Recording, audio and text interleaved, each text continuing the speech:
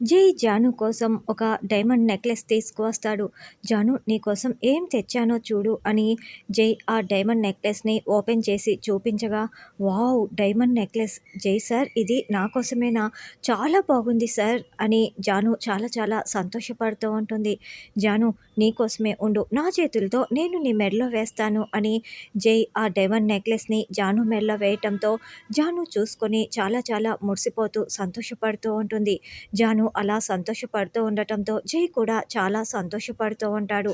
అయితే అప్పుడే జాను ఉన్నట్లుండి బాధపడుతూ ఉంటుంది. ఏంటి జాను ఏమైంది? ఎందుకలా బాధపడుతున్నావు అని జై ప్రశ్నిస్తూ ఉంటారు. అక్క మెడలో కూడా ఎవరో ఒకరు తాళి కడితే అక్క కూడా తన భర్తతో చాలా హాయిగా సంతోషంగా జీవిస్తుంది కదా సార్. కానీ అక్క జీవితం అలా అయిపోయింది, అదే నాకు చాలా బాధగా ఉంది అని జాను చాలా బాధపడుతూ ఉంటుంది. ఆ రోజు అమ్మవారి గుడిలో ఆ తాళి పోకపోయి ఉంటే అక్క పెళ్ళి ఈ పాటికి పూర్తయిపోయి ఉండేది, భర్తతో చాలా సంతోషంగా ఉండేది అని జాను చెప్తుంటే అప్పుడే గుడిలో జరిగిన సంఘటన జై గుర్తు చేసుకుంటూ ఉంటాడు.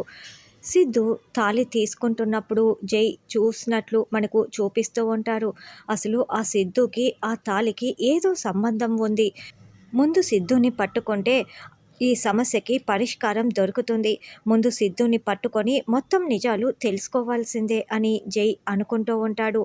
సిద్ధు తాళిని చేతిలోకి తీసుకుంటున్నప్పుడు జై చూశాడు కాబట్టి నువ్వేం చేశావో నాకు తెలుసు అని సిద్ధుని నిలదీసినప్పుడు సిద్ధు జైకి నిజం చెప్తాడా అన్నది రానున్న ఎపిసోడ్లో తెలుసుకుందాం.